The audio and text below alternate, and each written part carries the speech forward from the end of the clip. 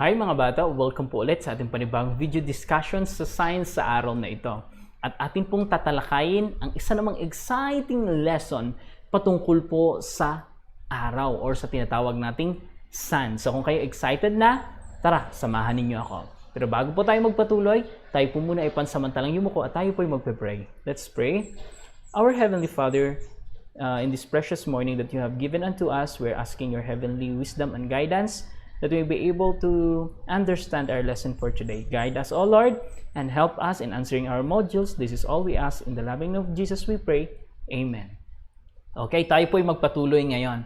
Ang pamagat po ng ating pong lesson pala ngayon sa science mga anak ay tinatawag na the sun as the main source of heat and light on earth. Ano bang ibig sabihin ng sun? Bakit nararanasan natin yung liwanag? At bakit siya tinawag ng main source ng heat o ng init at ng liwanag sa mundo? Atin po yung aalamin. So, tingnan po muna natin, ano ba ang sun? Ang araw po ay tinawag nilang Great Ball of Fire na matatagpuan natin sa gitna ng tinatawag na solar system. Ang solar system po mga anak ay binubuo po nung una, sabi ng mga scientist, ay merong 9 planets at isang araw o isang sun. Pero ngayon sa kanilang discovery ay 8 na lamang pong planeta at isang araw. Yung pinakahuli, yung tinatawag nating Pluto, ay yun daw po ay isa ng buwan. Ating pong pagmasdan, ano pang ibig sabihin? Ang sabi po dito ng sun ay it is actually the closest star to our planet. Naniniwala ang mga scientists na lahat ng star na ating nakikita sa ating pong kalawakan, they are sun. Sila po ay mga araw. At ang pinakamalapit na star sa atin ay yung tinatawag na sun o yung araw. So, isa pa pong ibig sabihin ng sun, it is the main source of energy on earth. Bakit po tinawag itong energy? Mamaya atin pong aalamin. At sabi pa dito sa panghuli, its energy is converted into different forms of energy. Yung kanyang enerhiya ay tinatransfer, kina-convert upang makapag-produce ng iba't ibang klaseng energy. Ano kayang mga energy ito? Atin po yung i-discuss. Alam niyo po ba na mayroon pong mga pagbabago sa ating mundo na nagiging sanhi po ito or dahil po ito sa araw? Pansinin niyo mga anak, kung walang araw, ano kaya ang mangyayari sa mundo? Bakit kaya mahalaga ang araw? Kung ating papansinin. Sabi po dito, how sun changes the surroundings as earth changes position. Habang nagmo-move o umiikot ang earth, anong nagiging epekto ng araw sa mundo? Una, nagkakaroon po tayo ng gabi at araw. Habang umiikot po yung earth sa sun at habang umiikot po siya sa kanyang sariling axis, ay nagkakaroon po ng side na madilim at side na maliwanag. Kaya meron po tayong 24 hours na may time na madilim at 12 hours pala na madilim at 12 hours naman na maliwanag. Ano po? Kung atin pong mapapansin, sabi dito, changes of surroundings happen as the earth changes its position. As if face the sun because its axis is lifted, kagaya nga ng sinabi ko po kanina. Meron po tayong tinatawag dito na summer solstice or summer solstice. Places in the north experience warm summer condition while places in the south experience cold climate. When the northern hemisphere of the earth faces away from the sun, it is winter in the north. Kaya kung inyong mapapansin po dito sa larawan, pansinin nyo po dito, yung madilim po na side, yung dito sa south at sa north, nagkakaroon po sila ng, pag wala po sila, hindi sila nakaharap sa sun, nagkakaroon po sila ng matinding lamig. Ano po? Nagkakaroon po sila ng matinding lamig. At yung, minsan po nagkakaroon sila ng winter. Minsan hindi nila nakikita ang araw sa loob ng ilang buwan.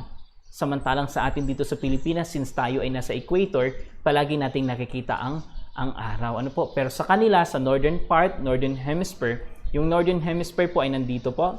Yan, nandito po sa taas. At southern hemisphere ay nandito po. Kaya yung mapapansin, yung North Pole and South Pole natin ay parang napapalibutan po ng ice. O hindi po kayo ng parang kaulapan.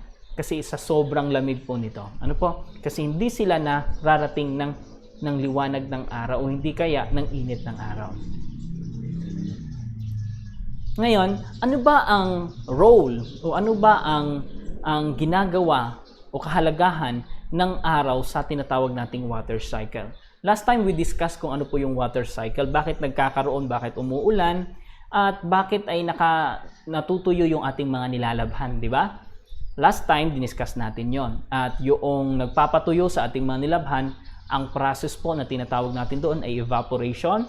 At ang process naman po ng pag-ulan na kung saan kinonvert po yung singaw, yung tubig na nasa mga dahon ng mga puno o hindi po kayo ng mga halaman, at ganun din yung tubig na nasa ating mga damit na kapag isinampay natin ay nainitan, yun po yung nagiging singaw. Ang process po nun ay evaporation. Pagdating po doon sa ulap ay pinaprocess po ito at tinatawag po nating condensation. At kapag ito ay umulan na, yung ulap ay naging itim at umulan na, ang tawag po doon ay precipitation. Ano po? So, ano ba ang role? Ang role ng sun. Ang sun po o ang araw, siya po yung may kakayanang sumipsip o maghatid o mag-convert ng tubig para maging tinatawag nating yung init. Ano po? Kina-convert niya. O yung, nakalimutan ko yung term kanina na binanggit ko. Yun po yung kung saan ay ang tubig ay hihigupin ng araw, maka-convert po ito siya sa hangin. Ano po? Pag na-convert na ito sa hangin, dadalhin po ito sa ulap or naalala ko na yung tinatawag nating singaw. Ano po? At yun, pinaprocess po natin yung iba't ibang klase po ng processing, yung tinatawag nating evaporation, yung tinatawag nating condensation, precipitation. Ano po? Ngayon, ano naman ang kahalagahan ng araw? Anong kahalagahan ng araw? The sun is very important to us. Sabi dito. Here are the reasons why. Number 1, the sun tells time and direction. Alam niyo po ba nung unang panahon, sa hindi pa po uso yung atin pong relo at yung atin pong tinatawag na compass, ay ginagamit po ang araw upang maging guide ng mga tao sa kanilang paglalakbay. Ang iba, para po malaman nila kung anong oras na, ay gumagawa po sila ng tinatawag nating sundial, which is yung pinaka-lumang klase po ng orasan na ginagamit nila, na sa pamamagitan lamang ng sikat ng araw, kanilang malalaman kung anong oras na ba. At ginagamit din po yung sikat ng araw o yung liwanag kung saan ay makikita nilang direksyon. Tandaan niyo mga anak na ang araw ay sumisikat po sa silangan or east. Yun po ang tinitingnan nila palagi kapag sila po ay nagna-navigate o nagbabiyahe, para malaman nila kung saan ba sila patungo. Kung sila ba ay papuntang south, papuntang east, papuntang north, o papuntang west. Ano po? At pangalawa, the sun is the source of heat for the environment. Imagine ninyo mga anak, kung walang araw, may buhay kaya dito sa atin? Gaano kaya kalamig ang ating mararanasan kung walang araw? Imagine niyo na lang po pagkagabi. Pagkagat po ng madaling araw, super lamig. At kapag wala po tayong pang-init sa ating katawan, maaari po tayong mamamatay. Ano po? Sapagkat hindi ito kayang i-handle ng ating pong katawan yung lamig na ating nararamdaman. So, ang araw po ay tumutulong sa atin upang magkaroon po tayo ng kakayanang mag-survive sa lamig. Ano po? Ganon din po sa ating karagatan. Ito po ay malaki din pong tulong. The bodies of waters like seas and oceans store this energy. This provides heats that allows different living organisms to exist. Yung init ng araw ay nakakatulong po para mga iba't ibang uri ng mga organismo ay mabuhay sa mundong ito. Kaya napakahalaga po ng araw. Pangatlo, the sun is important in the manufacturing of plants' food, which we call photosynthesis. Alam niyo po ba na ang tanim po o ang halaman o ang punong kahoy ay kabilang sa tinatawag na living things o buhay na nilalang? Bagamat hindi natin sila nakikita na gumagalaw, sila po mga anak ay may buhay. Ano po? So, sila po ay nagpa-process, sila po ay kumakain. Ang kanila pong ginagawa sa pagkain or ang kanilang pinagkukunan ng pagkain ay yung tinatawag nating araw. Yung kanilang dahon, yung init po o sikat ng araw ay hinuhuli ng kanilang mga dahon at dito po pinaprocess upang maging tinatawag nating photosynthesis na ginagamit na energy naman para makapag-release po tayo ng tinatawag na oxygen o yung ating mga halaman ng makapag-release ng oxygen na nagagamit din natin. Ano po? We exhale carbon dioxide na kinakain po or kinukuha ng halaman at sila din po ay nagre-release ng oxygen na kung saan nagagamit natin para tayo ay makahinga. Imaginein po natin, kaya the more na kakaunti ang mga puno o mga halaman, the more na mainit ang isang lugar. The more na maraming mga punong kahoy, the more na malamig ang isang lugar. Ano po? Next naman, the sun provides lightings to our surroundings. Isa sa mga nagagawa ng araw ay yung magbigay sa atin ng liwanag upang makita natin ang ating kapaligiran. Imaginein po ninyo, kung walang liwanag, wala tayong makikita. Ano po? So yun po ang kahalagahan ng araw. The sun provides a source of electrical energy. Di ba kanina nabanggit ko na kinonvert nila yung sikat ng araw na into different kinds of energy. Kagaya po nito, sa pamamagitan po ng solar panel na kumbaga kanya pong dinedetect o sinisipsip yung init ng araw at kanya po itong binabato na maging isang kuryente. Nung isang maging kuryente na kaya na po nitong supplyan ang mga ilaw natin para mayroon tayong kuryente pag gabi. Di ba? Napakabuti ng kanilang ginawa. Kanilang i-convert po ito. Then, next naman, the sun helps us in food preservation. Ang araw din po ay tumutulong sa atin upang ma-preserve natin yung ating mga pagkain. Kasi may mga pagkain po na kapag nalamigan ay madaling masira. Pero ito po, sa pamamagitan ng liwanag, kagaya po ng pagbibilad po ng atin pong mga isda. Kinung unang panahon po kasi hindi uso yung refrigerator. Wala po tayong ginagamit na pampalamig. So ito po ay ginagamit o pre-preserve ng mga tao sa pamamagitan ng pagbibilad sa init. Kapag natuyo po, mas matagal pong masira yung ating pong pagkain. At isa pa, the sun helps us in drying wet materials. Tinutulungan din tayo ng araw upang mapatuyo ang ating pong mga nilalabahan. Ano po? Kaya napakalaking na ibibigay o na itutulong talaga sa atin o benepisyo ng araw para sa bawat isa sa atin. Ano po? Ngayon, pag-aralan natin kung mayroong benepisyo o mayroong naibibigay sa ating kabutihan ng araw, mayroon din po itong naibibigay na masama. Kaya anumang bagay na sobra ay masama sa ating katawan, kagaya po ng araw. Ngayon, paano natin maiiwasan yung harmful effects o masamang na idudulot ng araw?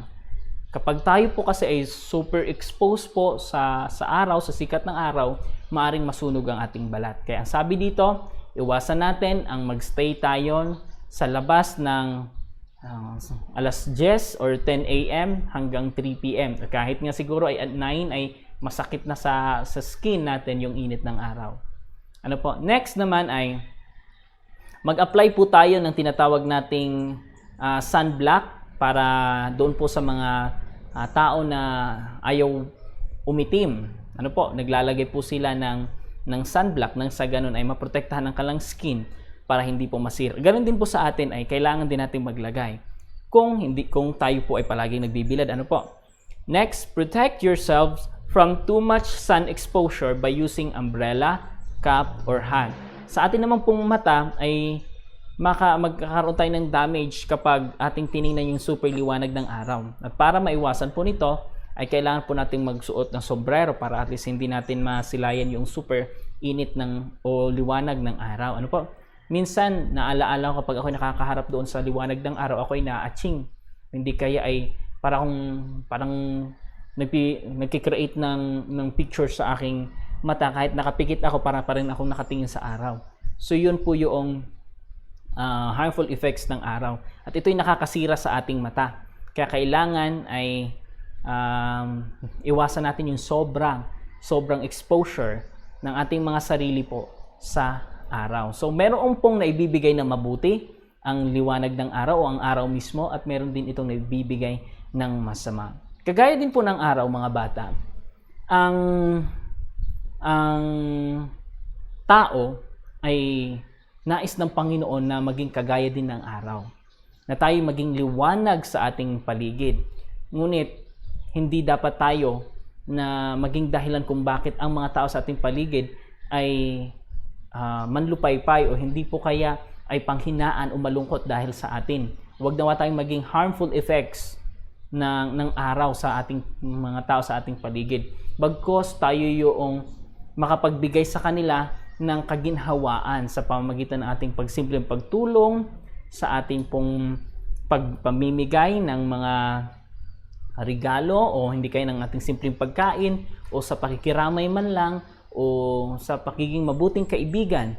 Nagiging beneficial po tayo o nagkaroon po tayo ng mabuting pong naibibigay. Nagkakaroon po tayo ng mabuting benepisyo na naibibigay po sa atin pong mga tao sa ating paligid. Nakagaya din naman ng Panginoon. Ang Panginoon ay palaging mabuti sa atin. Ibinibigay niya yung ating mga pangangailangan araw-araw. At tayo, sa pagtugon natin sa Kanya, magiging mabuti din tayo sa ating kapwa. Kagaya ng sinasabi niya sa Biblia, na ating mahalin ang Diyos na higit pa sa ating puso at kaluluwa, ganoon din ang ating kapwa. So naway pagpalain tayo sa ating simpleng at maikling video discussion patungkol po sa ating science sa araw na ito. At sa muli, may God bless us all.